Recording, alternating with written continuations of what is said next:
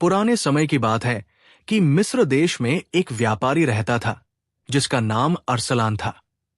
उसका कारोबार मिस्र के अलावा दुनिया के और भी बड़े बड़े देशों में फैला हुआ था और उसके व्यापारिक समूह सामान खरीदने और बेचने के लिए दुनिया भर के देशों में यात्रा करते रहते थे। इसलिए अरसलान ने बहादुर और निडर सैनिकों का एक बड़ा दल तैयार किया हुआ था जो समूह के साथ साथ यात्रा करते थे और अगर डाकू हमला करते तो वो पूरी वीरता से उनका सामना करते थे। उसे रक्षक दल कहते थे और इस रक्षक दल का नेता एक बहुत ही बहादुर और निडर नौजवान असफंद यार था। वो बहादुर होने के साथ साथ सुंदर और बुद्धिमान भी था और उसकी बहादुरी, निडरता और बुद्धिमानी की चर्चा दूर दूर तक फैले हुए थे। जब से वो रक्षक दल का नेता बना था, उसने डाकुओं का सामना इतनी बहादुरी और बुद्धिमानी से किया था कि अनगिनत डाकू उसके और उसके साथियों के हाथों मारे गए थे और अब तो डाकू उससे बहुत डरने लगे थे। अब तो ये हाल हो गया था कि जिस समूह के साथ असफंद यार होता, डाकू उस पर हमला ही न करते थे।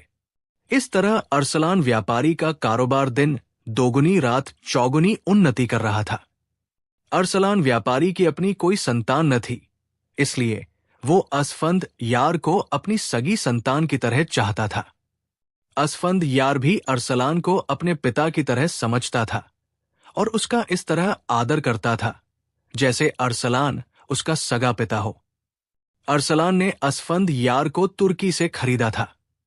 अरसलान एक बार अपने समूह के साथ तुर्की गया तो वो घूमता फिरता गुलामों के बाजार में चला गया। वहां उसने असफंद यार को देखा जो सिर झुकाए एक ऊंची जगह चुपचाप खड़ा था। उसके कपड़े फटे हुए थे और चेहरा परेशान था। वो मुरझाया हुआ और बीमार सा नौजवान लगता था। यही कारण था कि कोई भी व्यक्ति उसे खरीदने पर तैयार न हो रहा था। लेकिन अरसलान ने असफंद यार को देखा। उसने परेशानी और आंखों में बुद्धिमानी की चमक के साथ साथ उसका सुंदर और गठिला शरीर देख लिया था। वो समझ गया था कि ये नौजवान जो बाहर से परेशान और मुरझाया हुआ लग रहा था, दरअसल एक बहुत ही बुद्धिमान, बहादुर और निडर आदमी है। सिर्फ मानसिक परेशानी की वजह से मुरझाया हुआ है।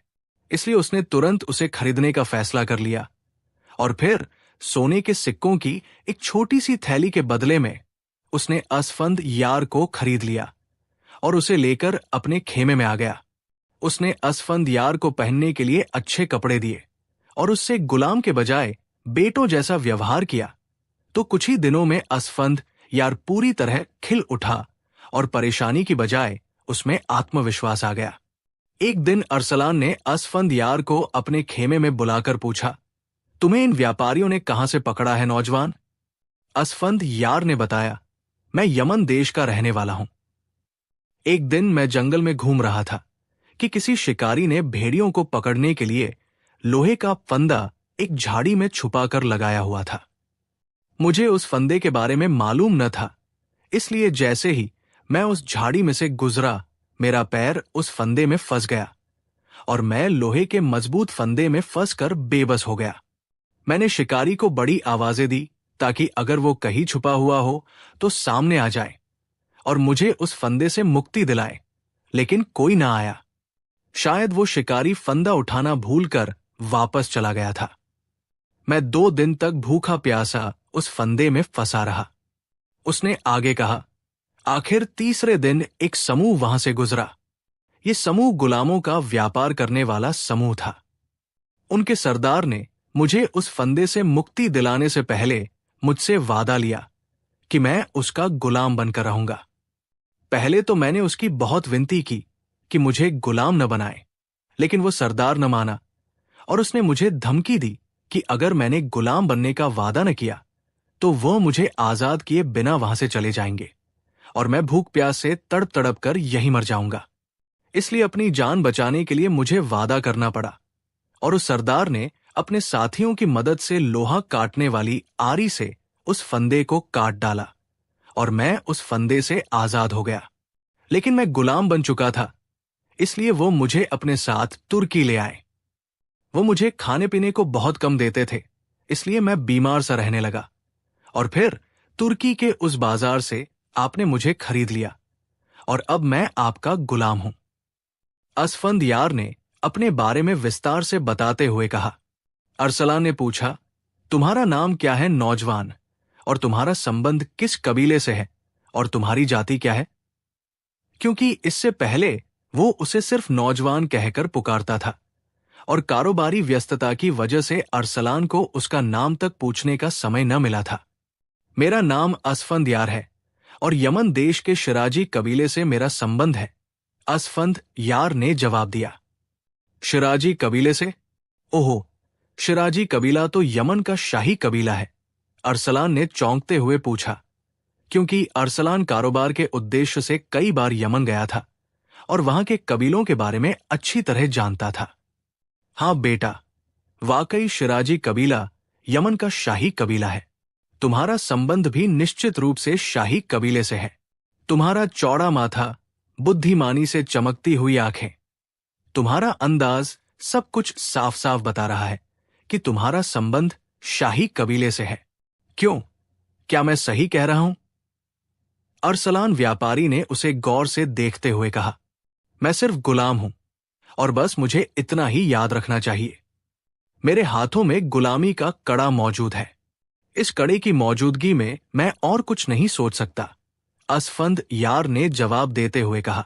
तुम गुलाम जरूर हो, लेकिन तुम आजाद भी हो सकते हो। इसलिए अपने बारे में मुझे सब कुछ साफ साफ बता दो, अरसलान ने कहा। आजादी तो अब शायद मेरी किस्मत में कभी ना आए। फिर भी मैं आपको सच सच बता देता हूं। मेरा नाम असफंदयार है और मैं यमन के स्वर्गीय राजा का इकलौता बेटा हूं। मेरे पिता राजा यमन जब गुजर गए तो मैं छोटा सा था, इसलिए सिंहासन पर मेरे अत्याचारी चाचा ने जबरदस्ती कब्जा कर लिया। वो मुझे मार डालना चाहता था, इसलिए मेरी मां मुझे लेकर शाही महल से निकल भागी। मेरे चाचा के सैनिक क्योंकि उसे पूरे देश में तलाश कर रहे थे, इसलिए वो मुझे लेकर छुपते छुपाते एक और देश में पहुंच गई। उन्होंने मुझे पाला पोसा, मुझे अच्छी से अच्छी शिक्षा दी, लड़ाई भिड़ाई की कला में निपुण किया। वो मेहनत मजदूरी करती रहीं और मेरा पालन पोषण करती रहीं, लेकिन जब मैं जवान हुआ तो वो बीमार पड़ गई। मैंने उनकी बहुत सेवा की, लेकिन वो भी गुजर गई और मैं इस भारी दुनिया में अकेला रह गया। उसने आगे बताया, मेरी मां ने मुझे मेरे तमाम हालात बता दिए थे और ये भी बता दिया था कि मेरे चाचा, जो कि अब यमन के राजा हैं, मुझे ढूंढ रहे हैं। इसलिए मैं अपने नाम के साथ राजकुमार शब्द न लगाऊं, वरना मैं पहचान लिया जाऊंगा। वापस जाने का तो सवाल ही पैदा न होता था। इसी तरह मैं घूमते फिरते उस जंगल में गया तो वहां उस फंदे में फंस गया और फिर उस फंदे से तो निकल आया, लेकिन हमेशा के लिए गुलाम बन गया और अब आपके सामने हूं। बस ये मेरी कहानी है, असफंद यार ने विस्तार से बताते हुए कहा। तुम सच कह रहे हो, मैंने भी इसी तरह की घटनाएं सुनी हैं। तुम एक अच्छे परिवार के सदस्य हो और मेरी भी कोई संतान नहीं है, इसलिए मैं आज से तुम्हें अपना बेटा बनाता हूं। अब तुम मेरे गुलाम नहीं हो, बल्कि मेरे बेटे हो। मैं एक व्यापारी हूं, किसी देश का राजा नहीं हूं कि फौज देकर तुम्हारा सिंहासन वापस दिलवा दूं, वरना मैं जरूर ऐसा करता। मैं तुम्हें एक सुझाव बताता हूं। तुम्हारे अंदर व्यापारी खून नहीं है, इसलिए तुम व्यापार नहीं कर सकते। तुम क्योंकि राजकुमार हो, इसलिए युद्ध और आदेश देना तुम्हारे खून में शामिल है। तुम ऐसा करो कि 100 लोग चुनो जो बहुत ही वफादार, सच्चे, बहादुर और लड़ाई की कला के जानकार हों। तुम उस दल के सरदार बनोगे। तुम्हारा काम यह होगा कि तुम अपने दल समेत मेरे व्यापारिक समूह के साथ यात्रा किया करोगे, ताकि तुम समूह को डाकुओं से बचा सको। इस तरह तुम्हारा शौक भी पूरा होता रहेगा, मुझे भी फायदा पहुंचेगा और तुम्हारी प्रसिद्धि भी हो जाएगी। हो सकता है कि किसी राजा के कानों तक तुम्हारी प्रसिद्धि पहुंच जाए और फिर वो तुम्हारी बहादुरी से प्रभावित होकर तुम्हारी मदद करें और तुम अपना खोया हुआ राजपाट हासिल कर सको। और अगर ऐसा न भी हो तो मेरा सब कुछ तो तुम्हारा ही है, अरसलान ने कहा। आप बहुत महान हैं। मैं आपकी महानता को प्रणाम करता हूं। आप विश्वास करें कि मुझे अब राजपाट की जरूरत नहीं है। मैं हमेशा आपकी सेवा किया करूंगा। असफंदयार ने अरसलान के पैरों में गिरते हुए भारी आवाज में कहा, और अरसलान ने उसे दोनों बाजुओं से पकड़कर उठाया और अपने सीने से लगा लिया। उसकी आंखों में आंसू भर आए थे। उसे वाकई ऐसा लग रहा था जैसे असफंद यार उसका सगा बेटा हो। वो दोनों काफी देर तक एक दूसरे के गले लगे रहे। फिर अरसलान ने उसे हटाकर अपने साथ कुर्सी पर बिठाया और लोहार को बुलाकर उसके हाथ में मौजूद गुलामी का कड़ा कटवा दिया। इस तरह असफंद यार हमेशा के लिए गुलामी की कैद से आजाद हो गया। इसके बाद अरसलान ने पूरे शहर में दावत दी और असफंद यार को विधिवत अपना बेटा बनाने का ऐलान किया, और सब अरसलान व्यापारी के उस सुंदर बेटे को देखकर बेहद खुश हुए और उन्होंने अरसलान व्यापारी और असफंद यार दोनों को बधाई दी। अरसलान की दौलत के बल पर असफंद यार ने पूरे देश में घूम फिर कर ऐसे नौजवान चुने जो उसके दल में शामिल हो सके। उसने अच्छे से अच्छे उस्तादों की मदद लेकर उन सबको लड़ाई की कला में पक्का कर दिया। वो उन्हें बहुत भारी वेतन देता, उन्हें इतना आराम देता कि वो सब उस पर अपनी जान देने के लिए हर वक्त तैयार रहते। जब दल हर तरह से पूरी तरह तैयार हो गया तो असफंद यार ने दल समेत समूह के साथ यात्रा करना शुरू कर दिया, और फिर उसने और उसके दल के जवानों ने खतरनाक डाकुओं का सामना कुछ इस तरह से किया कि अनगिनत डाकू उनके हाथों मौत के घाट उतार दिए गए। डाकुओं के दिलों में उनकी ऐसी धाक बैठ गई कि उन्होंने उस समूह पर हमला करना ही छोड़ दिया जिसके साथ असफंद यार का दल होता। क्योंकि असफंद यार बचपन से ही राजकुमार था, इसलिए वो अपने दल को इस तरह बुद्धिमानी से इस्तेमाल करता जैसे कोई महान सेनापति युद्ध के मैदान में फौज को लड़ाता है। और डाकू क्योंकि इन तरीकों से अनजान थे, इसलिए वो बुरी तरह हार खाते थे।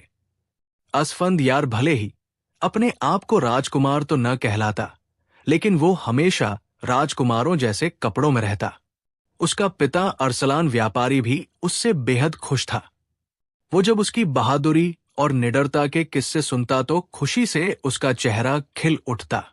जब असफंद यार मिस्र में होता तो अरसलान के साथ गद्दी पर भी बैठता ताकि व्यापार के तमाम गुर भी सीख सके, क्योंकि उसे मालूम था कि अरसलान के बूढ़े होने के बाद उसका तमाम कारोबार उसी ने संभालना है। लेकिन व्यापार में उसका दिल न लगता और उसकी कोशिश हमेशा ये होती कि किसी तरह वो समूह के साथ यात्रा पर निकल पड़े। लेकिन अब समूह के साथ जाने में भी मजा नहीं रहा था, क्योंकि अब सफर के अलावा और कुछ न होता था। डाकू नजदीक ही न आते थे। आज भी वो अरसलान व्यापारी की दुकान पर बैठा इसी तरह की सोच में डूबा था कि पास बैठे हुए बूढ़े मुनीम ने उससे बात करते हुए पूछा, बेटे असफंद यार, क्या बात है जो तुम चुपचाप नजर आ रहे हो? क्या कोई परेशानी है? अरसलान व्यापारी ने बड़े प्यार भरे लहजे में कहा, बेटा, आपके होते हुए भला मुझे क्या परेशानी हो सकती है? बस बेकार बैठे बैठे तंग आ गया हूं। अगर इतने ही तंग आ गए हो तो जाओ और जाकर राजकुमारी बहार को बदरू जादूगर के चंगुल से छुड़ा लो। अरसलान व्यापारी के बोलने से पहले ही बूढ़ा मुनीम बोल उठा, क्या कह रहे हो? कौन राजकुमारी बहार? असफंद यार ने बुरी तरह चौंकते हुए कहा, कुछ नहीं बेटे, ये बूढ़ा मुनीम तो सठिया गया है, बुढ़ापे की वजह से बहकीब की बातें कर रहा है। अरसलान व्यापारी ने तुरंत बात बनाते हुए कहा, और साथ ही उसने मुनीम को घूर कर देखा। नहीं पिताजी, आप मुझसे कुछ छुपा रहे हैं। मुझे बताइए क्या बात है? किसी दुखी की मदद करना तो हम सब पर कर्तव्य है। असफंद यार ने बड़े विश्वास भरे लहजे में कहा, ठीक है बेटे, दुखी की मदद करना हम सबका कर्तव्य है, लेकिन अरसलान व्यापारी ने कुछ कहना चाहा। पिताजी, कुछ भी हो, मैं अब जरूर उस राजकुमारी की मदद करूंगा। अगर आप नहीं बताएंगे तो फिर मैं खाना नहीं खाऊंगा। असफंद यार ने रूठे हुए लहजे में कहा, अच्छा बेटे, अब इस बूढ़े मुनीम ने बात कर ही दी है तो अब जाहिर है मैं छुपा नहीं सकता, और हो सकता है कि इसी में कोई भलाई हो। अरसलान व्यापारी ने एक सांस लेते हुए कहा, जरूर भलाई होगी पिताजी, आप बताइए तो सही, असफंदयार ने उत्सुकता भरे लहजे में कहा। बेटे, यहां से काफी दूरी पर एक छोटा सा देश है, कलाम। बहुत ही खूबसूरत और हरा भरा देश है। उसका राजा बहुत दानी, दयालु और गरीबों का पालनहार है। वो मोतियों का बहुत शौकीन है। इसलिए कुछ दिन पहले मेरे पास एक बहुत ही कीमती मोती आया, तो मैंने सोचा कि ये मोती कलाम के राजा अजीर के पास पेश किया जाए। ये सोचकर मैं खुद ही अपने सेवकों के साथ वहां चला गया। लेकिन जब मैं वहां पहुंचा तो मैंने हालात ही बदले हुए देखे।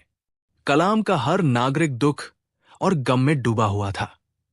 पूरे देश पर उदासी छाई हुई थी।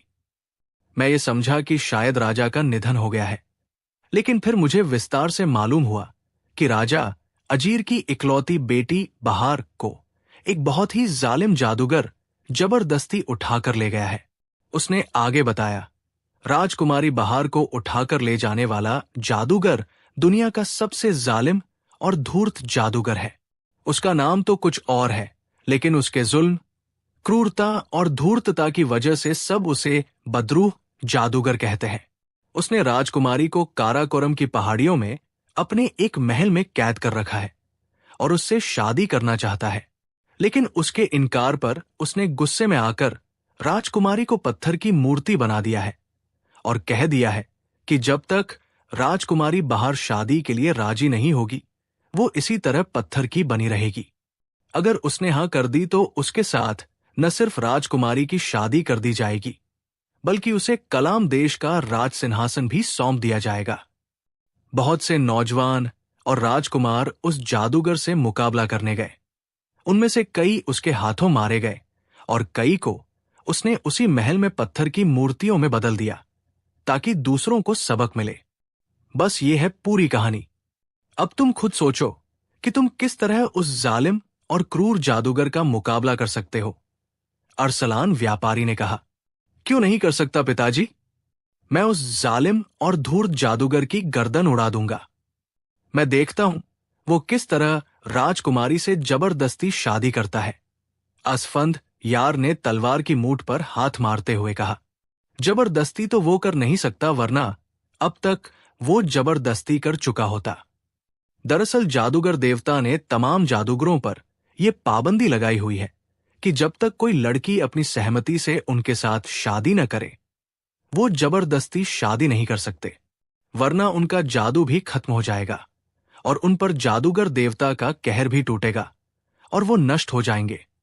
अरसलान व्यापारी ने सिर हिलाते हुए कहा, लेकिन वह राजकुमारी को जबरदस्ती क्यों उठाकर ले गया है और उसने उसे पत्थर की मूर्ति में क्यों बदल दिया है? यह भी तो जुल्म है, असफंद यार ने कहा। बिल्कुल बेटे, बहुत बड़ा जुल्म है। बेचारा राजा, राजकुमारी बहार का पिता, उसके गम में रो रो कर बुरा हाल हो गया है। अरसलान व्यापारी ने कहा, बस ठीक है, मैं उस जादूगर का जरूर मुकाबला करूंगा और राजकुमारी को उसके चंगुल से मुक्ति दिलाऊंगा। ये मेरा फैसला है। मुझे यकीन है कि आप जरूर मुझे राजकुमारी की मदद करने की इजाजत देंगे। असफंद यार ने कहा, बेटे, ये जानलेवा मुहिम है। अगर तुम जिद करते हो तो मैं तुम्हें रोक नहीं सकता, लेकिन अरसलान व्यापारी ने हिचकिचाते हुए कहा, लेकिन कुछ नहीं पिताजी, मैंने फैसला कर लिया है। मौत और जिंदगी ईश्वर के हाथ में है। मैं मौत से नहीं डरता। असफंद यार ने बड़े ठोस और आत्मविश्वास भरे लहजे में कहा, ठीक है बेटे, अगर तुमने फैसला कर ही लिया है तो मेरी दुआएं तुम्हारे साथ है। ईश्वर तुम्हें अपनी सुरक्षा में रखेगा।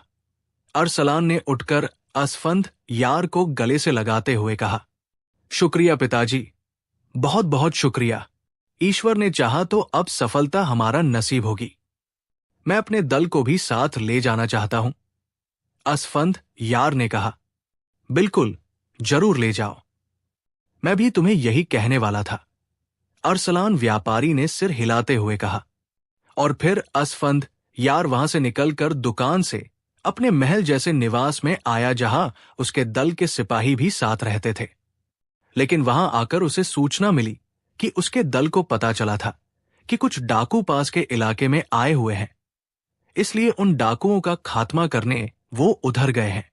सिर्फ 2 साथियों को वो पीछे छोड़ गए थे ताकि असफंद यार को खबर दे सके।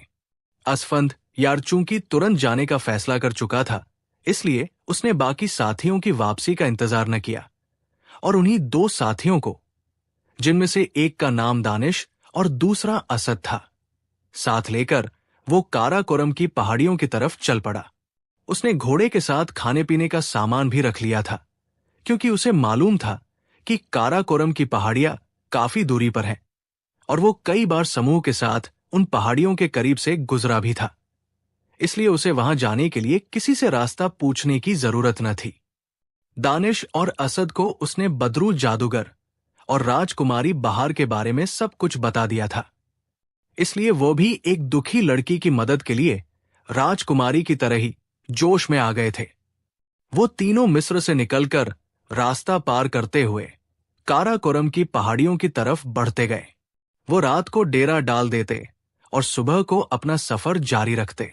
अगर रात उन्हें किसी बस्ती में होती तो वो रात उसी बस्ती में गुजार लेते, क्योंकि रास्ते की तमाम बस्तियों के रहने वाले असफंद यार के कारनामों से अच्छी तरह परिचित थे।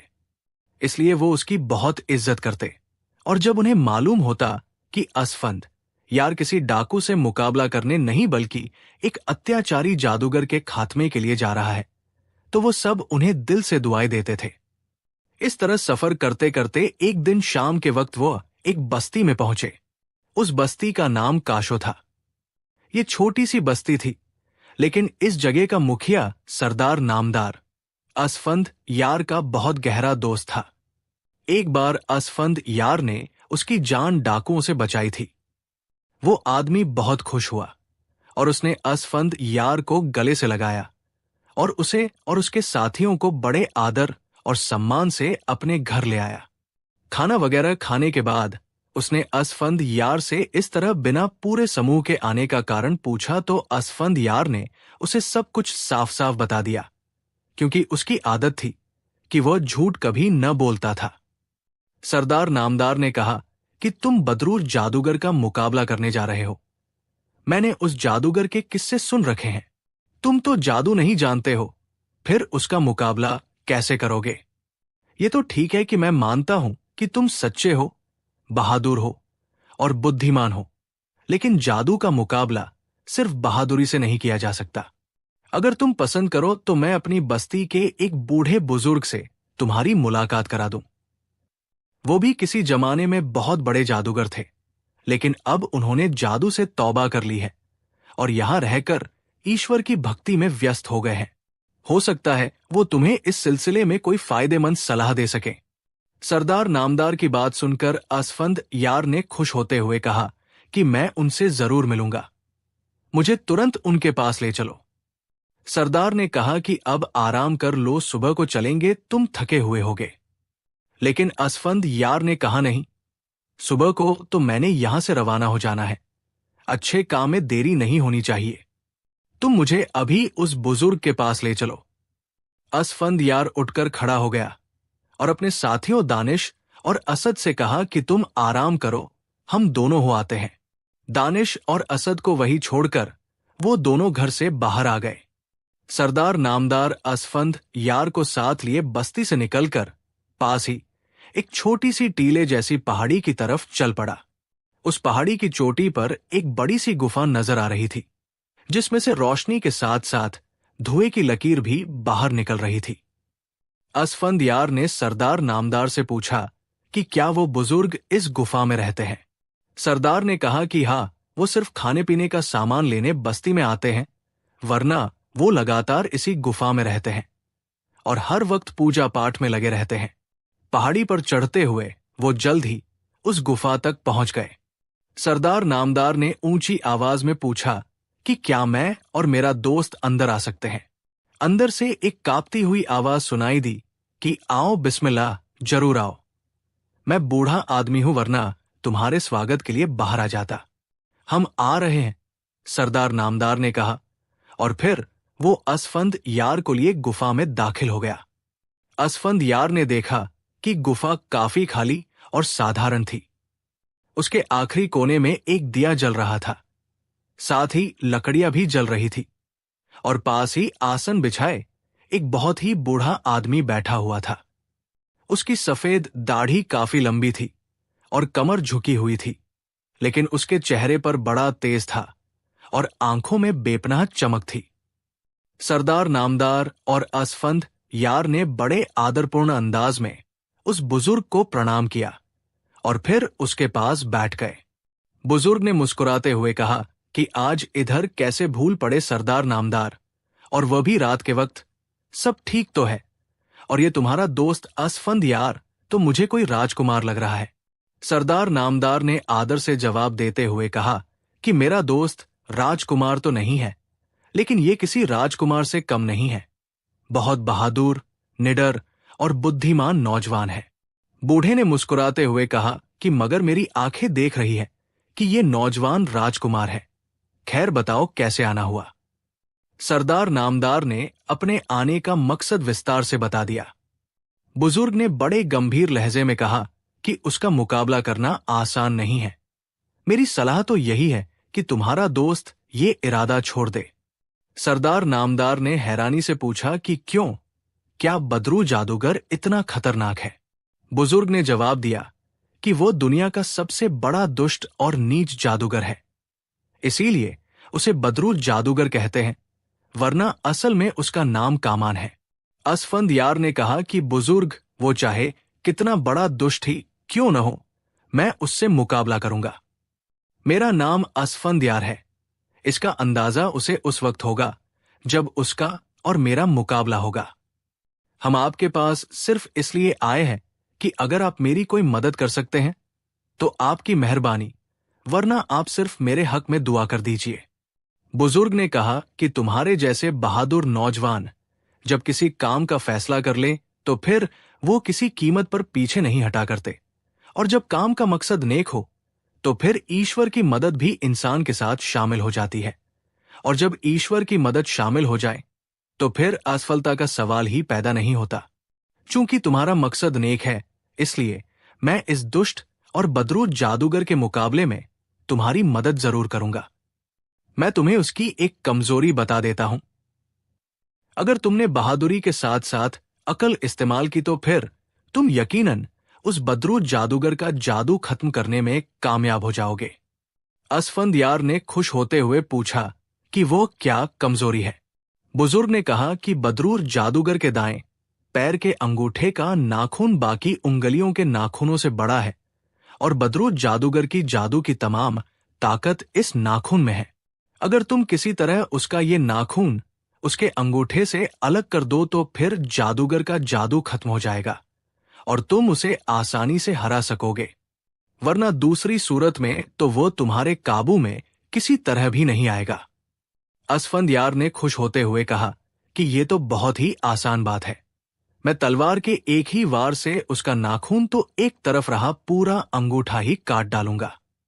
बुजुर्ग बेतहाशा हंस पड़े और बोले कि इस बात से जाहिर होता है कि तुम्हें बदरू जादूगर के बारे में जानकारी नहीं है। सुनो असफंद यार, ये बदरू जादूगर दुनिया का सबसे दुष्ट जादूगर है।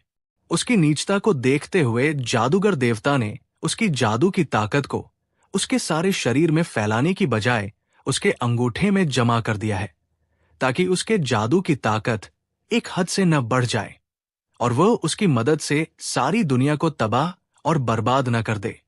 लेकिन सिर्फ नाखून काटने या अंगूठा काटने से उसका जादू खत्म नहीं हो सकता, क्योंकि बदरू जादूगर पर कोई तलवार या हथियार असर नहीं कर सकता। इसलिए किसी भी तरह नहीं उसका नाखून काटा जा सकता है और न ही उसका अंगूठा। असफंद यार ने मुंह बनाते हुए कहा कि फिर ये कैसी कमजोरी है जिसकी मदद से बदरू जादूगर का खात्मा किया जा सकता है। बुजुर्ग ने जवाब दिया कि कमजोरी यह है कि उसके नाखून को उसके अंगूठे से अलग करने का सिर्फ एक ही तरीका है, और वह यह है कि पहले उसके नाखून पर चम्मच बूटी का रस मला जाए। उस बूटी की खासियत है कि उसके मलने से नाखून अंगूठे से जरा सा उभर जाएगा, फिर उसे इस तरह उखाड़ा जाए कि अंगूठे का मांस जख्मी न हो, तभी उसकी जादू की शक्ति खत्म होगी और वो आम आदमी बन जाएगा, और आम आदमी बनते ही उसे आसानी से मारा जा सकता है। असफंदयार ने हैरान होते हुए कहा कि चम्मच बूटी, ये कैसी बूटी है, मैंने तो उसका नाम कभी नहीं सुना। बुजुर्ग ने समझाते हुए कहा कि ये एक दुर्लभ और अनोखी बूटी है और समुद्र की गहराई में 100 साल में एक बार ही पैदा होती है। और बदरू जादूगर को चूंकि उसकी खासियत का पता है, इसलिए उसने सुरक्षा के तौर पर उस बूटी को समुद्र की गहराई से निकालकर अपने पास रखा हुआ है। कहाँ रखा हुआ है इसका पता किसी को नहीं, और दूसरी बूटी अब 100 साल बाद ही पैदा हो सकती है। सरदार नामदार ने, जो अब तक खामोश बैठा था, कहा कि फिर तो ये सारा काम ही नामुमकिन है। मेरी राय है कि तुम इस काम में हाथ न डालो। असफंदयार ने कहा, नहीं, हिम्मत करने वालों के लिए दुनिया का कोई काम नामुमकिन नहीं होता। बहरहाल बुजुर्ग महोदय, आपका बहुत शुक्रिया कि आपने मुझे उसकी एक कमजोरी बता दी। अब ये मेरा काम है कि उसे कैसे इस्तेमाल करना है। असफंद यार ये कहकर उठ खड़ा हुआ। बुजुर्ग ने कहा कि ईश्वर तुम्हारी मदद करेगा। अगर तुमने ताकत के साथ साथ अकल इस्तेमाल की तो फिर तुम जरूर कामयाब रहोगे। मैं तुम्हें एक और तोहफा देता हूं। और फिर उन्होंने अपने गले में पहनी हुई एक माला उतारकर असफंद यार की तरफ बढ़ा दी। बुजुर्ग ने कहा कि ये माला अपने गले में डाल लो। जब तक ये तुम्हारे गले में रहेगी, तुम पर किसी किस्म का जादू असर नहीं करेगा। इस माला पर ईश्वर का पवित्र नाम पढ़ा गया है, बस इसकी सुरक्षा करना। असफंद यार ने आगे बढ़कर बड़े आदर से माला बुजुर्ग के हाथ से ले ली और फिर उसे अपने गले में डाल लिया। बहुत बहुत शुक्रिया, असफंद यार ने कहा। बुजुर्ग ने सिर हिलाते हुए कहा, और सरदार नामदार और असफंद यार उसे सलाम करके गुफा से बाहर निकल गए और फिर घोड़ों पर सवार होकर वो वापस बस्ती में पहुंच गए। असफंद यार का हौसला बुजुर्ग से मिलने के बाद और भी ज्यादा बढ़ गया था, खासतौर पर जब उसने ईश्वर के नाम वाली माला अपने गले में डाली थी। उसे यूं महसूस हो रहा था जैसे बदरू जादूगर की उसके सामने कोई अहमियत ही न हो। सरदार नामदार के घर पर पहुंचने के बाद असफंद यार ने अपने साथियों दानिश और असद को बुजुर्ग से मिलने की तमाम बातें बताईं और फिर कुछ देर आराम करने के बाद सरदार नामदार से इजाजत लेकर वे काराकोरम की तरफ चल पड़े, जहां बदरू जादूगर का महल बताया गया था। सरदार नामदार ने उन्हें बहुत रोका, लेकिन वो न रुके। दानिश ने कहा कि अगर जादूगर के पास वो बूटी न हुई तो वो मरेगा नहीं, और जहां तक मेरा ख्याल है ये बूटी उसके महल में ही होगी। असद ने राय देते हुए कहा कि ये भी तो हो सकता है कि जादूगर ने बूटी को उस महल में रखा हो और खुद वो किसी और महल में रहता हो और बूटी भी उसने वही रखी हो। असफंद यार ने सिर हिला दिया, जो होगा देखा जाएगा, अभी इसे चिंता करने की क्या जरूरत है। फिर 4 दिन तक सफर करने के बाद वो दिन चढ़े काराकोरम के पास पहुंच ही गए। काराकोरम बहुत ऊंचा पहाड़ था, उस पर हरियाली ही हरियाली छाई हुई थी। बहुत ही खूबसूरत और मनमोहक पहाड़ियां थी। घने जंगलों की भरमार और अनगिनत छोटे छोटे झरना चट्टानों से नीचे गिरते हुए दूर से दिखाई दे रहे थे। असद और दानिश दोनों ने तारीफ भरे लहजे में कहा कि बहुत खूबसूरत पहाड़ है। असफंद यार ने कहा कि ये शैतान रहते ही ऐसी खूबसूरत जगह पर है, और उसी पल उसकी नजरें दूर एक छोटी सी पहाड़ी की तलहटी में चरती हुई भेड़ों के एक झुंड पर पड़ी। असफंद यार ने चौंकते हुए कहा कि इसका मतलब है कहीं करीब कोई बस्ती है। दानिश ने सिर हिलाते हुए कहा कि हां, मालूम तो ऐसा ही होता है। इन भेड़ों के साथ चरवाहा भी होगा, उससे मालूम हो सकेगा। फिर असफंद यार ने भेड़ों की तरफ घोड़े का रुख मोड़ते ही असद और दानिश ने भी अपने घोड़ों के रुख उस तरफ को मोड़ दिए। घोड़े दौड़ते हुए वो कुछ ही पलों में उस पहाड़ी की तलहटी में पहुंच गए जहां भेड़ें चर रही थी, और फिर उन्होंने एक चट्टान पर बैठे हुए चरवाहे को भी देख लिया। चरवाहा बूढ़ा सा आदमी था। उसने लाल रंग का लंबा सा चोगा पहन रखा था और उसके सिर पर सुनहरे रंग की टोपी थी जिसमें उसने कोई पर लगा रखा था। वो उनकी आहट पाकर भी बिल्कुल न चौंका और उसी तरह चट्टान पर खामोश बैठा रहा। असफंद यार ने घोड़ा उस चट्टान के करीब जाकर रोका और फिर नीचे उतर आया। दानिश और असद भी नीचे उतर आए। असफंद यार ने चट्टान के करीब जाकर चरवाहे को सलाम किया। बूढ़े चरवाहे ने बड़े शाही अंदाज में कहा कि आओ नौजवान, तुम कैसे हमारे दरबार में आए हो। वो इस तरह एक चट्टान पर बैठा रहा जैसे वाकई वो बादशाह हो, और असफंद यार और उसके साथी उसके दरबार में फरियाद लेकर आए हों। असफंद यार ने हैरानी से इधर उधर देखते हुए कहा कि दरबार, मैं समझा नहीं बुजुर्ग महोदय। चरवाहे ने शाही अंदाज में कहा कि ओहो, तो तुम हमें चरवाहा समझ रहे हो। हम बादशाह हैं, इस सारे इलाके के बादशाह, और ये भेड़े हमारी प्रजा है। असफंद यार और उसके साथी एक दूसरे को यूं देखने लगे जैसे उन्हें यकीन हो गया हो कि बूढ़ा चरवाहा पागल हो गया है। असफंद यार ने बड़े आदरपूर्ण लहजे में कहा कि हम समझ गए बादशाह सलामत, लेकिन आपके राज्य में बदरू जादूगर ने महल कैसे हासिल कर लिया? आपने उसे कैसे इजाजत दे दी? आप तो बेहद नेक दिल बादशाह हैं। चरवाहे ने कहा कि ओहो बदरू जादूगर, उसने हमारी मिन्नतें की थी, इसलिए हमने उसे इजाजत दे दी, लेकिन हम जब चाहे अपनी दी हुई इजाजत वापस ले सकते हैं। क्या तुम हमारे दरबार में बदरू जादूगर के खिलाफ शिकायत लेकर आए हो? अगर ऐसी बात है, फरियादी तो डरने की जरूरत नहीं है। तुम जरूर अपनी शिकायत पेश करो, हम इंसाफ करेंगे। असफंद यार ने कहा कि बादशाह सलामत, हम वाकई बदरू जादूगर के खिलाफ शिकायत लेकर आए हैं। उसने एक राजकुमारी को जबरदस्ती अगवा कर लिया है और वो उससे जबरदस्ती शादी करना चाहता है। राजकुमारी के इनकार पर उसने उसे अपने महल, जो इसी पहाड़ी पर स्थित है, पत्थर का बनाकर रख दिया है। हम राजकुमारी को रिहा कराने आए हैं। चरवाहे ने कहा कि अच्छा, ये तो बदरू जादूगर ने बहुत बुरा काम किया है। हमें तो बताया ही न गया था, वरना हम उसे जरूर सजा देते। लेकिन फरियादी तुम्हारा राजकुमारी बहार से क्या रिश्ता है? असफंद यार ने कहा कि मेरा कोई रिश्ता नहीं है, मैं तो बस उसे जुल्म से बचाना चाहता हूं। आप हमें सिर्फ इतना बता दें कि बदरू जादूगर का महल कहाँ है, इसके बाद हम उससे खुद निपट लेंगे।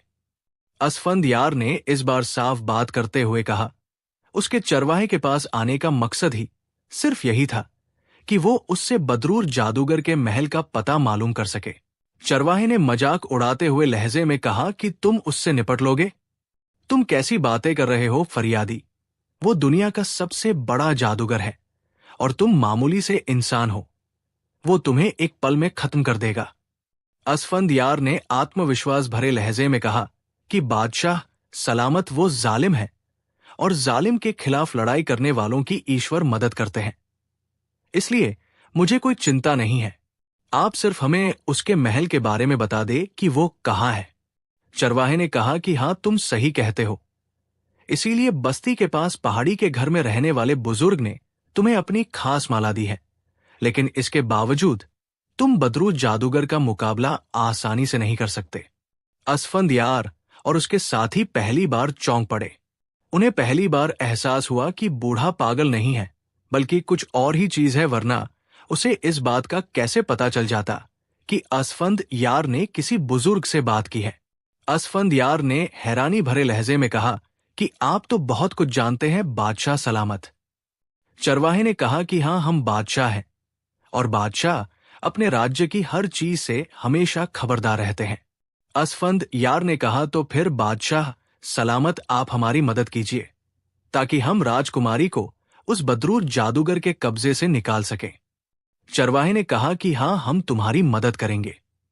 बुजुर्ग ने तुम्हें सही बताया है कि बदरूर जादूगर की जादू की ताकत उसके अंगूठे में है, लेकिन बदरू जादूगर बहुत चालाक है।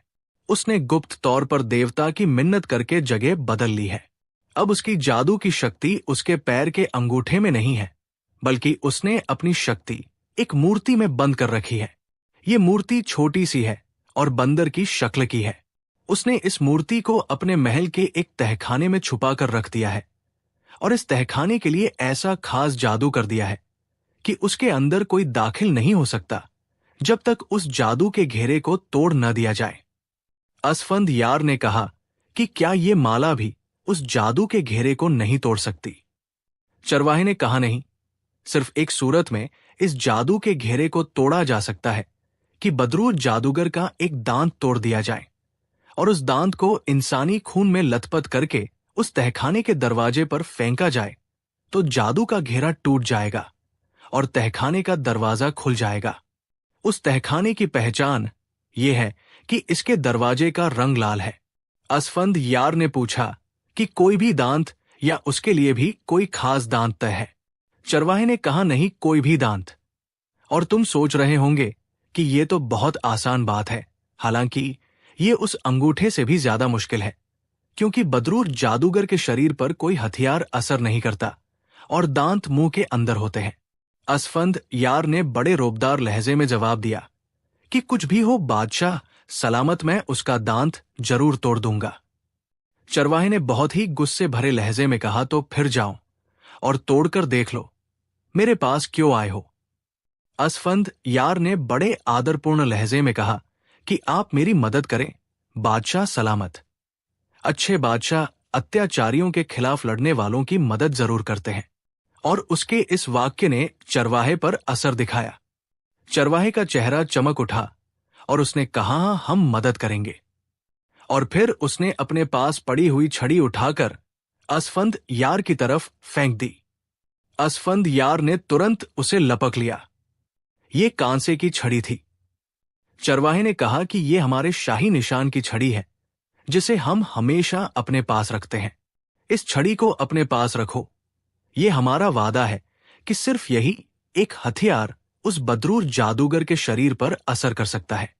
और खबरदार, इसे कमजोर न समझना, ये तुम्हारी तलवारों से ज्यादा मजबूत है। और अब जाओ, इस पहाड़ी के पीछे घूम जाओ। वहां तुम्हें एक ऐसी चट्टान नजर आएगी जो औरत के चेहरे की तरह की है। उस चट्टान के इस हिस्से पर जो औरत का माथा है, ये छड़ी मारना तो चट्टान बीच से फट जाएगी और फिर तुम्हें सामने उस बदरूर जादूगर का महल नजर आएगा। असफंद यार ने उसका शुक्रिया अदा किया और सलाम करके दोबारा घोड़े पर सवार हो गया।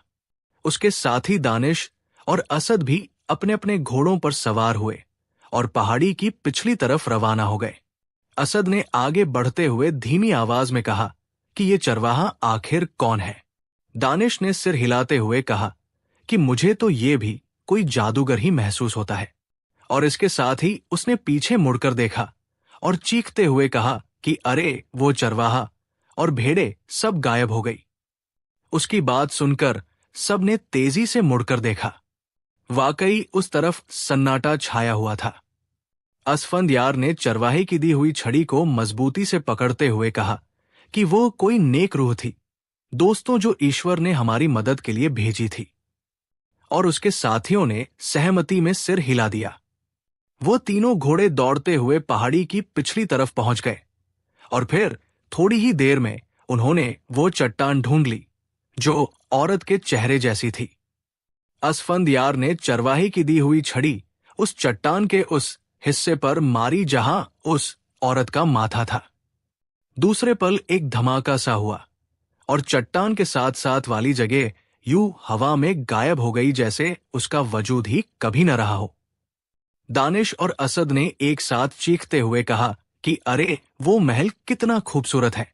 असफंद यार ने सिर हिला दिया। वाकई सफेद रंग के पत्थरों का बना हुआ खूबसूरत महल अब सामने नजर आ रहा था। महल का बड़ा दरवाजा खुला हुआ था और अंदर सन्नाटा सा नजर आ रहा था। वे तीनों तेजी से उस महल की तरफ बढ़े। दरवाजे की तरफ पहुंचकर वो दोनों घोड़ों से उतर आए। असफंद यार ने दानिश और असद से कहा कि तुम दोनों बाहर रुको, मैं अंदर जाता हूं। ये महल जादू का है, ऐसा ना हो तुम अंदर जाते ही मूर्ति में बदल जाओ। जरूरत पड़ी तो मैं तुम्हें बुला लूंगा। उन दोनों ने सिर हिला दिया। दानिश ने आगे बढ़कर असफंद यार के घोड़े की लगाम पकड़ ली और असफंद यार एक हाथ में तलवार और दूसरे हाथ में चरवाहे की दी हुई छड़ी संभाले महल के दरवाजे के अंदर दाखिल हो गया। जैसे ही वो अंदर दाखिल हुआ, एक गूंजती हुई आवाज सुनाई दी कि एक चालाक आ गया जिसके पास बुजुर्ग की माला है। असफंद यार ने इधर उधर देखा, लेकिन वो रुका नहीं, बल्कि अंदर की तरफ बढ़ता चला गया। वो चौकन्ना था ताकि अगर कोई अचानक हमला करे तो वो तलवार म्यान से निकाल भी सके और वो हाथ को व्यस्त भी न रखे। अब वो तलवार संभाले तेजी से आगे बढ़ने लगा। आंगन को पार करके वो जैसे ही एक बड़े कमरे में दाखिल हुआ, वो ठिठक कर रुक गया, क्योंकि उस बड़े कमरे में उसने 3 आदमियों और एक खूबसूरत लड़की की मूर्तियां देखी। ये चारों मूर्तियां इतनी मुकम्मल और भरपूर थी कि उन्हें देखते ही आसफंद यार समझ गया कि ये यकीनन जिंदा इंसान होंगे जिन्हें जादूगर ने मूर्तियों में बदल दिया होगा। अभी असफंद यार उनको देखने के बाद इधर उधर देख रहा था कि अचानक एक जोरदार कड़कड़ाहट हुई और कमरे की छत गायब हो गई। इसके साथ ही साइंसाई की तेज आवाज निकली और असफंद यार ने जैसे ही चौंक कर देखा, उसने एक आदमी को, जिसने सिर्फ घेरदार सलवार पहन रखी थी, हवा में उड़कर नीचे आते देखा। उस आदमी की शक्ल काफी डरावनी थी और उसकी उंगलियों के नाखून काफी बड़े हुए थे।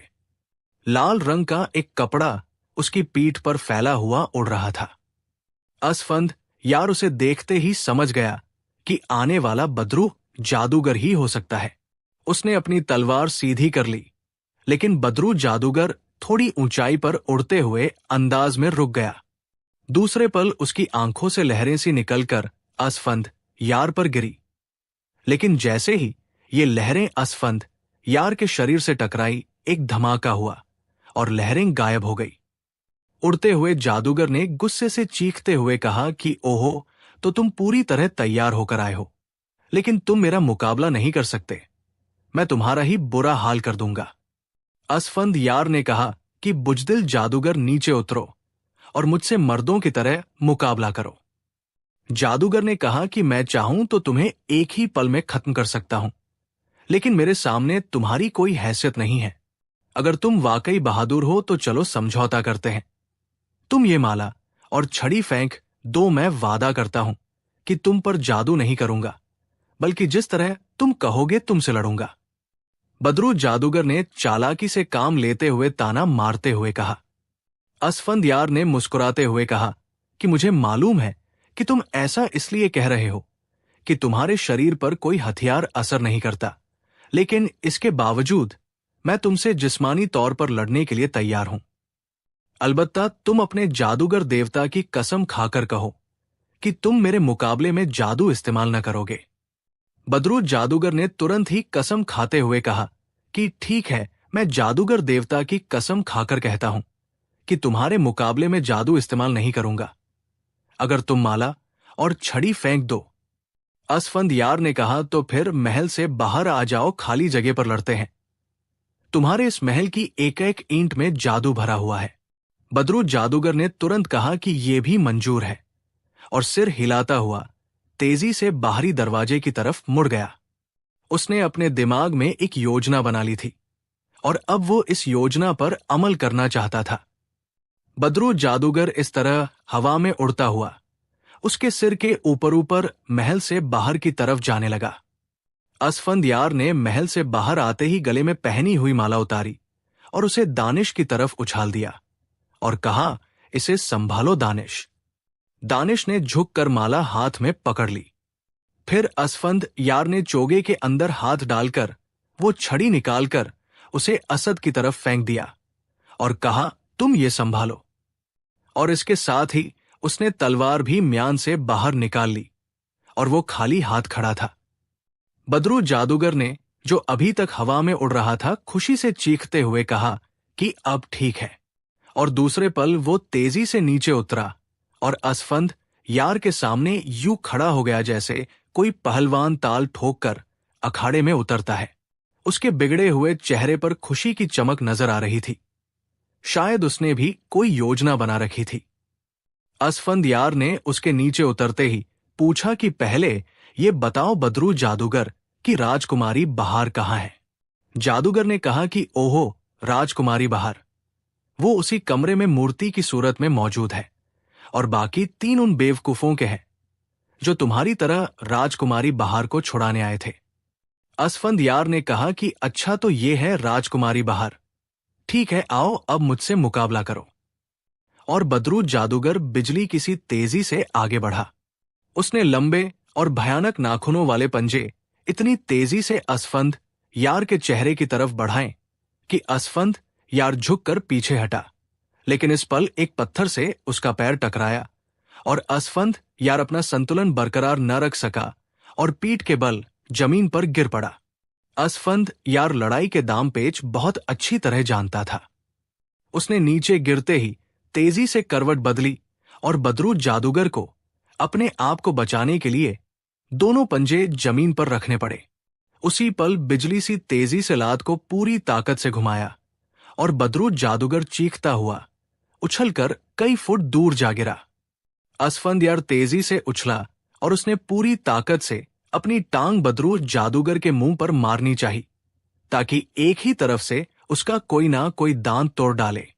लेकिन बदरू जादूगर न सिर्फ उससे भी ज्यादा तेज था, बल्कि उसने दोनों हाथों से असफंद यार की टांग को पकड़ा और दूसरे ही पल वह यूं चला जैसे कोई बड़ा पक्षी उड़ने के लिए उछलता है। और उसके साथ ही वो सचमुच किसी पक्षी की तरह हवा में उड़ता चला गया। उसकी रफ्तार बिजली से भी ज्यादा तेज थी और फिर देखते ही देखते वो महल के अंदर पहुंच गया। और इस पल उसने जोर से हंसते हुए असफंद यार की टांग छोड़ दी और असफंद यार किसी भारी बोरी की तरह सिर के बल नीचे जमीन की तरफ गिरने लगा। बदरू जादूगर आसमान पर उड़ता हुआ अपनी कामयाब चालाकी पर खुशी के मारे ठहाके लगा रहा था। उसकी छोटी छोटी आंखें कामयाबी और खुशी से चमक रही थी। लेकिन दूसरे ही पल उसकी हंसी हवा में ही रह गई। उसने बिजली सी तेजी से एक घोड़े को महल के अंदर आते देखा और फिर इससे पहले कि असफंद यार जमीन पर गिरता, घोड़ा दौड़ता हुआ ठीक उस जगह के नीचे पहुंच गया और असफंद यार ने हवा में ही पलटी खाई और पलक झपकने में वो घोड़े की पीठ पर इस तरह बैठ चुका था जैसे वो आसमान से नीचे गिरने की बजाय कोई करतब दिखा रहा हो। बदरू जादूगर के तो वहम और गुमान में भी न था कि असफंद यार अब भी बच सकता है। उसने फौरन ही मंत्र पढ़कर अपने दोनों हाथ जोर से झटके, लेकिन इस पल एक कड़कड़ाहट हुई और आसमान पर उड़ता हुआ बदरू जादूगर इस तरह जमीन पर गिरा जैसे इससे पहले असफंद यार गिर रहा था। जैसे ही बदरू जादूगर जमीन पर गिरा, असफंद यार ने घोड़े पर से छलांग लगाई और वो बदरू जादूगर के ऊपर जा गिरा। बदरू जादूगर जो जमीन पर अचानक गिरने की वजह से करहाते हुए उठ रहा था, एक बार फिर असफंद यार का धक्का खाकर पीठ के बल जमीन पर गिरा और इस पल असफंद यार ने पूरी ताकत से उसके मुंह पर मुक्का मारा। लेकिन उस चालाक जादूगर ने असफंद यार की उम्मीदों से भी ज्यादा फुर्ती से अपना मुंह बंद कर लिया। असफंद यार को महसूस हुआ जैसे उसने किसी सख्त चट्टान पर मुक्का मार दिया हो और दर्द की वजह से घबराकर पीछे हटा तो इस पल असद ने हाथ में निकले हुए चरवाहे के डंडे को पूरी ताकत से बदरू जादूगर के मुंह पर मार दिया।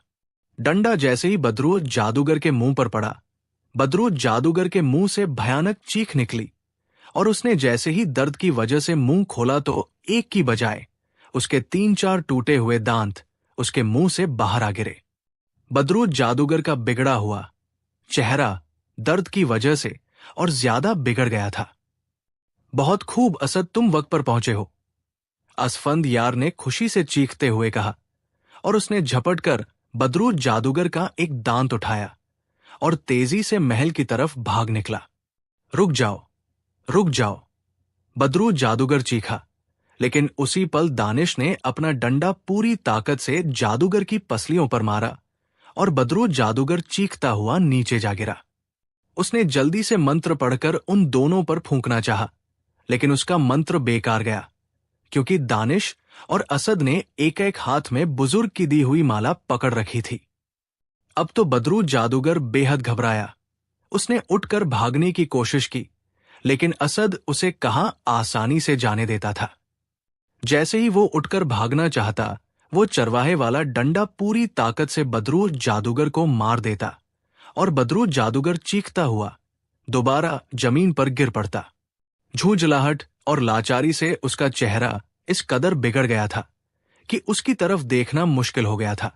लेकिन असद और दानिश दोनों को मालूम था कि एक बार भी जादूगर का वार चल गया तो फिर उन सबकी मौत पक्की है। असफंदयार तेजी से महल के अंदर सफर कर रहा था और फिर थोड़ी सी तलाश के बाद उसने लाल रंग का दरवाजा ढूंढ लिया। उसने बड़ी फुर्ती से अपने चोगे के अंदर मौजूद तेज धार खंजर निकाला और बड़ी फुर्ती से उसने अपनी एक उंगली पर खंजर की धार चला दी। उसकी उंगली से खून निकला तो उससे बदरूर जादूगर का दांत उंगली से निकलने वाले खून से लथपथ किया और फिर उसे पूरी ताकत से दरवाजे की तरफ फेंक दिया। जैसे ही दांतलाल दरवाजे से टकराया, एक जोरदार धमाका हुआ और दरवाजा खुलता चला गया। असफंदयार दौड़ता हुआ अंदर दाखिल हुआ। ये एक छोटा सा कमरा था जिसके बीच में संगमरमर की एक मेज के ऊपर छोटे से बंदर का पुतला रखा हुआ था। बंदर के इस पुतले की दोनों आंखें इंसानों की तरह थी। असफंदयार ने जल्दी से हाथ बढ़ाकर उस बंदर को उठाना चाहा, मगर जैसे ही उसका हाथ बंदर से टकराया, उसके सिर को इतने जोर का धक्का लगा कि वो चीखता हुआ कमरे की दीवार से जा टकराया। उसके सिर को गहरी चोट लगी और आंखों के सामने अंधेरा सा छाने लगा, लेकिन उसने जल्दी से अपने आप को संभाल लिया और उठकर खड़ा हो गया। बंदर की जिंदा आंखें अब भी असफंद यार पर जमी हुई थी। उसकी आंखों से भारी नफरत दिखाई दे रही थी। तभी उसे चरवाहे की आवाज सुनाई दी कि असफंद यार, अपनी उंगली से निकलने वाला खून इस बंदर की आंखों पर मारो। अचानक चरवाहे की आवाज असफंद यार के कानों में गूंजी और फिर असफंद यार ने वो उंगली बंदर की आंखों की तरफ झटकी जिसमें से अभी तक खून निकल रहा था। खून के छींटे जैसे ही बंदर की आंखों पर पड़े, एक और जोरदार धमाका हुआ और बंदर का पुतला हजारों टुकड़ों में बदलकर मेज के नीचे आ गिरा। मुबारक हो, जादू टूट गया, एक आवाज गूंजी और असफंद यार ये सुनते ही तेजी से वापस भागा और कमरे से निकलकर उस तरफ को भागने लगा जिधर वो बदरू जादूगर और अपने साथियों असद और दानिश को छोड़ आया था। जब वो वहां पहुंचा तो उसने देखा कि बदरू जादूगर जमीन पर बेहोश पड़ा हुआ था और असद और दानिश माला को एक हाथ से पकड़े खड़े हुए थे। असद के हाथ में चरवाहे वाली छड़ी थी, जबकि दानिश के हाथ में तलवार थी। ये अभी बेहोश हुआ है सरदार। इससे पहले ये भागने की कोशिश करता रहा है, लेकिन बादशाह चरवाहे की छड़ी ने उसे भागने नहीं दिया। असद ने असफंद यार के करीब आते हुए कहा, हां, अब उसकी ताकतें खत्म हो गई है, अब ये आम आदमी बन गया है। असफंद यार ने सिर हिलाते हुए कहा और दानिश के हाथ से अपनी तलवार ली और जमीन पर पड़े हुए जादूगर की तरफ बढ़ गया। असद और दानिश यही समझ रहे थे कि असफंद यार जाते ही तलवार के एक ही वार से बदरूर जादूगर की गर्दन उड़ा देगा, लेकिन वह ये देखकर हैरान रह गए कि असफंद यार ने बदरू जादूगर के करीब पहुंचकर उसे झकझोरना शुरू कर दिया। ये क्या कर रहे हैं सरदार, इसकी गर्दन उड़ा दे, ऐसा ना हो कि ये होश में आकर कोई जादू कर दे।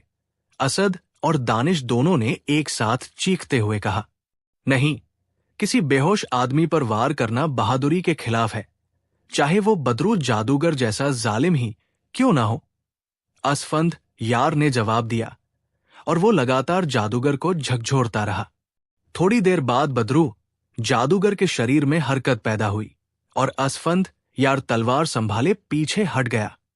बदरू जादूगर ने आंखें खोली और फिर वो चीखता हुआ उठकर खड़ा हो गया। वो हैरानी से फटी-फटी आंखों से असफंद यार और उसके साथियों को देख रहा था। शायद उसके सिर पर पड़ने वाली चोट का असर अभी तक मौजूद था कि उसे गुजरी हुई घटनाएं याद न आ रही थी। संभल जाओ बदरू जादूगर, अब तुम्हारे जुल्म का हमेशा के लिए खात्मा होने वाला है। असफंद यार ने तलवार लहराते हुए कहा, तुमने मेरे साथ चालाकी की है, मैं तुम्हें मार डालूंगा, जलाकर राख कर दूंगा। बदरू जादूगर ने गुस्से से दहाड़ते हुए कहा, चालाकी तो तुमने की है बदरू जादूगर, मुझे उठाकर महल के ऊपर ले आए ताकि तुम मुझे ऊपर से गिराकर मार डालो, और फिर तुमने अपनी कसम के खिलाफ मुझ पर मंत्र पढ़ने की कोशिश की, जिसकी वजह से तुम ऊपर से नीचे आ गिरे, क्योंकि तुमने अपने जादूगर देवता की कसम खाई थी कि मुझ पर जादू का वार ना करोगे। असफंद यार ने उसे याद दिलाते हुए कहा, ओहो वाकई मुझसे गलती हो गई, लेकिन तुमने भी तो वादा किया था कि तुम माला और डंडे का इस्तेमाल नहीं करोगे। बदरू जादूगर ने कहा, मैं तो अब भी अपने वादे पर कायम हूं। मैंने अब तक न माला को हाथ लगाया है और न डंडे को। असफंद यार ने मुस्कुराते हुए कहा, लेकिन तुम्हारे साथियों ने तो उसे इस्तेमाल किया है। बदरू जादूगर ने बिगड़े हुए लहजे में कहा, उन्होंने तो कोई वादा नहीं किया था। बहरहाल अब तुम मरने के लिए तैयार हो जाओ। तुम्हारा वो बंदर खत्म हो चुका है और उसके साथ ही तुम्हारे जादू की ताकतें भी खत्म हो गई है। असफंद यार ने कहा, अरे मैं तबाह हो गया, मैं लुट गया। हाय मेरे जादू की ताकतें। बदरू जादूगर को जैसे ही एहसास हुआ कि वाकई उसके जादू की ताकतें खत्म हो गई हैं, वो बुरी तरह रोने पीटने लगा। तुमने आज तक जुल्म भी तो बहुत किए हैं। अब जबकि तुम्हारे जुल्म का नतीजा सामने आने लगा है, तो अब बुजदिलों की तरह रो रहे हो। असफंद यार ने कहा, और बदरू जादूगर ने घुटने टेक कर माफी मांगना शुरू कर दिया और दोनों हाथ जोड़कर जान की भीख मांगने लगा। अच्छा, अगर तुम अभी वादा करो कि आगे से किसी पर जुल्म नहीं करोगे, तो मैं तुम्हें माफ कर सकता हूं। असफंद यार ने कहा, सरदार ये जालिम और धोखेबाज आदमी है, इस पर रहम न खाइए, बल्कि इसकी गर्दन उड़ा दीजिए। असद ने चीखते हुए कहा, नहीं असद, मैं किसी लाचार पर तलवार का वार नहीं कर सकता। अगर ये मुझसे लड़ता तो मैं उसे यकीनन खत्म कर देता, लेकिन अब ये तो हाथ जोड़ रहा है और रहम की भीख मांग रहा है। असफंद यार ने सिर हिलाते हुए कहा, मैं अपनी जान की कसम खाकर वादा करता हूं कि आगे से किसी पर जुल्म नहीं करूंगा। मुझे माफ कर दो। बदरू जादूगर ने फौरन ही गिड़गिड़ाते हुए कहा, तुमने वादा कर लिया है, इसलिए तुम्हें माफ करता हूं। अब तुम राजकुमारी बहार और उन लोगों को जिन्हें तुमने बदल दिया है ठीक कर दो, ताकि मैं उन्हें यहां से ले जाऊं। अब तुम मुझे नहीं मार सकते। मेरे जादू की ताकत खत्म हो गई है, इसलिए अब मैं उन पुतलों को ठीक नहीं कर सकता। अब ये कयामत तक ऐसे ही रहेंगे। ये तो सिर्फ मेरे मरने की सूरत में ही ठीक हो सकते थे। बदरू जादूगर ने जोर से हंसते हुए कहा। असफंद यार का गुस्से से मुंह फूल गया। वाकई उसे तो इस बात का ख्याल भी ना आया था। अब वो क्या करता? जिस मकसद के लिए वो यहां आया था, वो तो पूरा होता नजर ना आ रहा था। सरदार, इस माला को अगर इन पुतलों से छुआ जाए तो मेरा ख्याल है कि जादू खत्म हो जाएगा। दानिश ने अचानक कहा, अरे हाँ, वाकई बुजुर्ग ने कहा था कि माला से जादू का असर खत्म हो जाता है। आओ मेरे साथ। असफंद यार ने कहा और तेजी से उस कमरे की तरफ बढ़ने लगा जहां राजकुमारी और दूसरे लोगों के पुतले मौजूद थे। कुछ नहीं हो सकता। तुम्हें इसी तरह वापस जाना होगा, बदरू जादूगर ने जोर से हंसते हुए कहा। लेकिन असफंद यार ने उसकी एक न सुनी और तेजी से उस कमरे की तरफ दौड़ता चला गया। असफंद यार के दोनों साथी असद और दानिश भी उसके पीछे लपके, अलबत्ता असफंद यार का घोड़ा वही रह गया। जैसे ही वो तीनों उस कमरे की तरफ लपके, बदरू जादूगर तेजी से असफंद यार के घोड़े की तरफ लपका और उसने उछलकर घोड़े पर सवार होना चाहा, लेकिन घोड़े ने तेजी से किनारा कर लिया और बदरू जादूगर पीठ के बल एक धमाके से नीचे गिरा। इस पल असफंद यार के घोड़े ने पूरी ताकत से दुलत्ती मारी और बदरू जादूगर के गले से चीख निकल गई। घोड़े की दुलत्ती उसकी पसलियों पर पड़ी थी और जाहिर है अब वो आम आदमी था, इसलिए कई पसलियां टूट गई। इस पल घोड़े ने मुड़कर अपनी दोनों अगली टांगें उठाईं और पूरी ताकत से बदरू जादूगर के सीने पर मारी। बदरू जादूगर के मुंह से एक भयानक चीख निकली और वो बुरी तरह तड़पने लगा। अभी वो तड़प ही रहा था कि एक बार फिर घोड़े ने अगली दोनों टांगें उठाकर जोर से तड़पते हुए जादूगर के सीने पर मारी और उसकी टांगों के दोनों खुर बदरू जादूगर के सीने के अंदर घुसते चले गए और उसके साथ ही इस कदर भयानक धमाका हुआ कि असफंद यार और उसके साथी लड़खड़ा गए। धमाका होते ही चारों तरफ लाल रंग का धुआं सा फैल गया। जब धुआं छटा तो उन्होंने देखा कि सफेद रंग का महल गायब हो चुका था और उनके सामने राजकुमारी बहार और 3 नौजवान सही सलामत हालत में खड़े हुए थे। वो सब हैरानी से अपने आप को देख रहे थे। असफंदयार के घोड़े ने बदरू जादूगर का खात्मा कर दिया था, इसलिए उसका महल भी गायब हो चुका था और राजकुमारी बहार और 3 नौजवान भी जिंदा हो गए थे। वाह सरदार, तुम्हारा घोड़ा भी बहुत अक्लमंद निकला। उसने बदरू जादूगर को मार डाला। दानिश ने घोड़े की गर्दन थपथपाते हुए कहा। वो एक बार फिर चालाकी से काम लेना चाहता था, इसलिए वो मेरे घोड़े पर सवार होकर फरार होना चाहता था। असफंद यार ने मुस्कुराते हुए कहा, आपने हमें इस बदरू जादूगर से बचाया है राजकुमार साहब।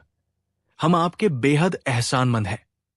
राजकुमारी बहार ने आगे बढ़कर असफंद यार से कहा, अरे आप मेरे लिबास की वजह से मुझे राजकुमार समझ रही हैं।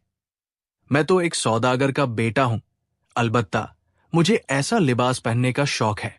मेरा नाम असफंद यार है और मैं अपने साथियों के साथ आपको बदरू जादूगर के चंगुल से रिहाई दिलाने के लिए आया था। ईश्वर का शुक्र है कि मैं अपने मकसद में कामयाब रहा। असफंद यार ने मुस्कुराते हुए कहा। राजकुमारी बहार कुछ कहना चाहती थी कि अचानक एक आवाज आई। ये वाकई राजकुमार है, और यमन का राजकुमार, जिसके ताज और तख्त पर उसके जालिम चाचा का कब्जा है। अगर तुम अपने पिता से कहो कि वो अपनी फौज दें, तो ये अपनी बादशाहत दोबारा हासिल कर सकता है। अचानक बूढ़े चरवाहे की आवाज सुनाई दी और उसके साथी तेजी से मुड़े तो उन्होंने सामने भेड़ों और चरवाहे को खड़े देखा। बादशाह सलामत, आपका बेहद शुक्रिया। आपने वाकई हमारी बेहद मदद की है। असफंद यार ने उसके सामने आदर से झुकते हुए कहा, तुम एक बहादुर आदमी हो असफंद यार। अगर तुम बेहोश जादूगर पर तलवार का वार करते तो हम तुम्हारी मदद से हाथ खींच लेते और तुम खत्म हो जाते, लेकिन तुमने वाकई बहादुरी से काम लिया है। हम तुमसे बेहद खुश हैं। लाओ, डंडा हमें वापस कर दो, चरवाहे ने मुस्कुराते हुए कहा, और असफंद यार ने दानिश के हाथ से छड़ी लेकर बड़े आदरपूर्ण अंदाज में चरवाहे को वापस कर दी। अच्छा, खुदा हाफिज, चरवाहे ने डंडा हाथ में लेते हुए कहा, और उसके साथ ही वो खुद भी और उसकी भेड़ें भी गायब हो गई। ये तो चरवाहा था राजकुमार, तुम उसे बादशाह सलामत कह रहे थे। राजकुमारी बहार ने हैरानी भरे लहजे में कहा, हम उसे जानते हैं राजकुमारी साहिबा। ये जिन्नों का बादशाह था। उसने हमारी मदद करने की कोशिश की थी, लेकिन हमने उसे चरवाहा समझकर नजरअंदाज कर दिया था और हम महल में आते ही पुतले बन गए। जब हम पुतले बने तो हमें पता चला कि हमने उसकी बात पर अमल न करके गलती की है, और हमें तभी पता चला कि ये जिन्नों का बादशाह है। उन तीनों नौजवानों ने एक साथ होकर कहा, जो राजकुमारी के साथ ही जिंदा हुए थे, आइए राजकुमारी जी, हम आपको आपके मुल्क तक पहुंचा दें। असफंद यार ने कहा, आपकी बड़ी मेहरबानी, राजकुमारी ने मुस्कुराते हुए कहा, और फिर राजकुमारी को असफंद यार ने अपने साथ घोड़े पर बिठा लिया।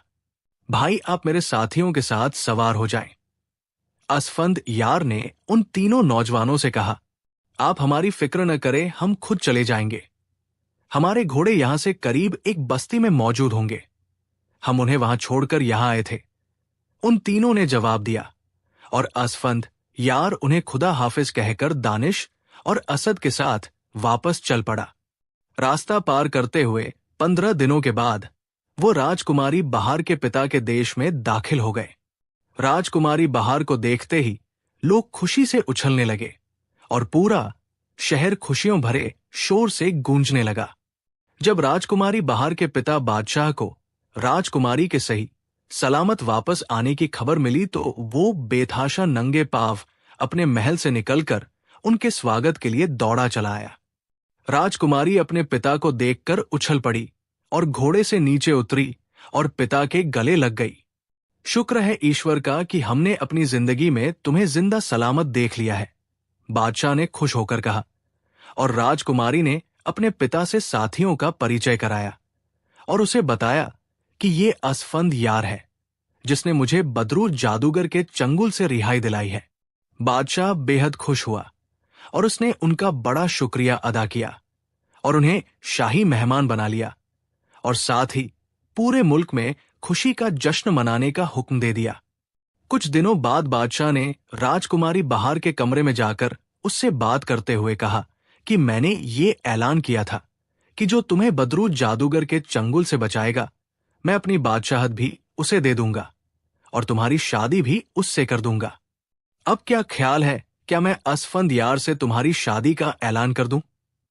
लेकिन एक बात है, मुझे बताया गया है कि असफंद यार राजकुमार नहीं है, बल्कि मुल्क में एक सौदागर का बेटा है। बस वो राजकुमारों जैसे लिबास पहनने का आदी है। पिताजी, असफंद यार सचमुच का राजकुमार है। अलबत्ता उसके ताज और तख्त पर उसके चाचा ने कब्जा कर रखा है। राजकुमारी बहार ने मुस्कुराते हुए कहा। बादशाह हैरानी से राजकुमारी को देखने लगा, जैसे उसे उसकी बात पर यकीन न आ रहा हो। तुम्हें कैसे मालूम हुआ? बादशाह ने हैरानी भरे लहजे में पूछा और राजकुमारी ने जिन्नों के बादशाह की बात उसे विस्तार से बता दी। ओह, अगर ये बात है तो हम राजकुमार असफंद यार की पूरी मदद करेंगे, बादशाह ने खुश होते हुए कहा। और फिर उसने असफंद यार को बुलाया और उसके चाचा के बारे में विस्तार से पूछा। असफंद यार ने पूरी कहानी बता दी। बादशाह बेहद खुश हुआ और उसने उसे अपनी पूरी फौज का सेनापति बनाकर उसे इजाजत दी कि वो पूरी फौज लेकर अपने मुल्क यमन पर चढ़ाई कर सकता है। पहले मैं अपने सौदागर पिता से मिलना चाहता हूं। अगर वो इजाजत देंगे तो ये काम करूंगा, वरना नहीं, असफंद यार ने कहा और बादशाह ने उसे इजाजत दे दी। असफंद यार बादशाह से इजाजत लेकर अपने साथियों समेत वापस अपने मुल्क मिस्र की तरफ चल पड़ा। जब वो मिस्र पहुंचा, जहां उसका सौदागर पिता रहता था, तो उसने देखा कि उसका सौदागर पिता बिस्तर पर बीमार था। वो जाते ही उससे लिपट गया और जब उसने उसे बताया कि वो अपने मकसद में कामयाब वापस आया है, तो सौदागर इतना खुश हुआ कि उसकी सारी बीमारी जाती रही। फिर असफंद यार ने उसे राजकुमारी बहार के पिता बादशाह की मदद की बात बताई। बेटे असफंद यार, अब तुम्हें फौज ले जाने की जरूरत नहीं है। यमन के लोगों ने तुम्हारे चाचा के जुल्म से तंग आकर उसके खिलाफ बगावत कर दी है और उसे मार डाला है, और अब वो सब तुम्हारे इंतजार में, ताकि तुम आओ तो तुम्हारा ताज और तख्त तुम्हें सौंप दिया जाए। उन्हें पता चल गया था कि तुम मेरे पास हो, इसलिए तुम्हारे मुल्क के खास लोग तुम्हें लेने के लिए मेरे पास आए थे। जब मैंने उन्हें बताया कि तुम राजकुमारी बहार को छुड़ाने गए हो, तो वो तुम्हारी बहादुरी और नेक दिली पर बहुत खुश हुए और उन्होंने मुझसे वादा ले लिया कि जैसे ही तुम वापस आओ, मैं तुम्हें अपने मुल्क यमन भेज दूंगा। इसलिए अब तुम जाकर अपना ताज और तख्त संभालो, सौदागर ने असफंद यार से कहा। लेकिन पिताजी, आप बीमार हैं, मैं आपको बीमार छोड़कर कैसे जा सकता हूं? असफंद यार ने कहा। मेरी फिक्र न करो, अब तुम आ गए हो तो मेरी बीमारी दूर हो गई है। बस तुम मेरा वादा पूरा करो और जाओ, मैं राजकुमारी बहार के पिता के पास तुम्हारा रिश्ता लेकर जाऊंगा, सौदागर ने कहा। असफंद यार ने सौदागर से इजाजत लेकर अपने तमाम साथियों को इकट्ठा किया और फिर उन्हें साथ लेकर वो अपने मुल्क यमन की तरफ चल पड़ा। जब वो अपने मुल्क यमन पहुंचा तो वहां की प्रजा उसको आते देखकर बहुत खुश हुई और उन्होंने उसे बाकायदा ताज पहनाकर तख्त पर बिठा दिया। असफंद यार अब अपने मुल्क यमन का बादशाह बन चुका था। पहले वो सिर्फ एक सौदागर का बेटा था, लेकिन अब वो सचमुच का बादशाह था। अभी उसे तख्त संभाले कुछ ही दिन गुजरे थे कि सौदागर का पैगाम पहुंचा कि राजकुमारी बहार के पिता ने रिश्ता मंजूर कर लिया है, इसलिए वो बारात लेकर आए और राजकुमारी बहार को ब्याह कर ले जाए। चुनांचे बादशाह असफंद यार ने पूरे शानो शौकत के साथ हजारों लोगों की बारात बनाई और फिर बहुत कीमती तोहफे लेकर वो बारात समेत राजकुमारी बहार के देश पहुंच गया, जहां उनका शानदार स्वागत किया गया। वही असफंद यार का सौदागर पिता भी मौजूद था। पिताजी, आपके जिंदा होते हुए मैं बादशाह की बजाय राजकुमार कहलाना ज्यादा पसंद करता हूं, इसलिए आज से आप बादशाह होंगे और मैं राजकुमार। असफंद यार ने अपना ताज बूढ़े सौदागर के सिर पर रखते हुए कहा। सौदागर ने पहले तो इनकार किया, लेकिन जब सब ने जोर दिया तो वो मान गया। और फिर राजकुमारी बहार से शादी के बाद वो सौदागर बादशाह और राजकुमारी बहार को साथ लेकर वापस अपने मुल्क पहुंच गया। वहां उसने सौदागर बादशाह की बाकायदा बादशाहत का ऐलान कर दिया। उसके मुल्क की तमाम प्रजा ने उसकी बात मान ली और इस तरह बूढ़ा सौदागर बादशाह बन गया और आसफंद यार राजकुमार। और वह राजकुमारी बहार के साथ हंसी खुशी रहने लगा। उसने अपने तमाम साथियों को फौज में ऊंचे पद दे दिए और खुद फौज का सेनापति बन गया। कुछ दिनों बाद राजकुमारी बहार के पिता ने अपना ताज और तख्त उसके हवाले कर दिया और खुद ईश्वर की भक्ति में लग गया। असफंद यार ने सौदागर बादशाह को उस मुल्क का बादशाह भी बना दिया। उसका कहना था कि जब तक उसका पिता जिंदा है वो भला बादशाह कैसे बन सकता है, वो तो राजकुमार ही रहेगा। उसकी इस नेकी ने दोनों मुल्कों की प्रजा पर बड़ा असर किया और उन सब ने भी बुराइयों से तौबा कर ली। इस तरह वो सब बहुत चैन और सुकून से रहने लगे। सौदागर बादशाह ने अपनी सारी दौलत गरीबों में बांट दी थी, क्योंकि अब उसे या राजकुमार असफंद यार को दौलत की जरूरत ही बाकी न रही थी। सौदागर के पास इतनी दौलत थी कि दोनों मुल्कों के गरीब उसे पाकर अमीर बन गए और उन सब की जिंदगी ऐशोआम से गुजरने लगी। और वो सब दिन रात सौदागर बादशाह और राजकुमार असफंद यार को दुआएं देते रहते। उधर राजकुमार असफंद यार भी राजकुमारी बहार जैसी नेक और खूबसूरत बीवी को पाकर बेहद खुश था। उसका कहना था कि ईश्वर ने इतनी सुंदर और नेक बीवी देकर उसे इतना बड़ा इनाम दे दिया है, जिसका मुकाबला 7 बादशाहों के ताज और तख्त भी नहीं कर सकते। वाकई जुल्म का अंजाम अच्छा नहीं होता, जबकि नेक और बहादुर लोगों को ईश्वर हमेशा कामयाबी देते हैं।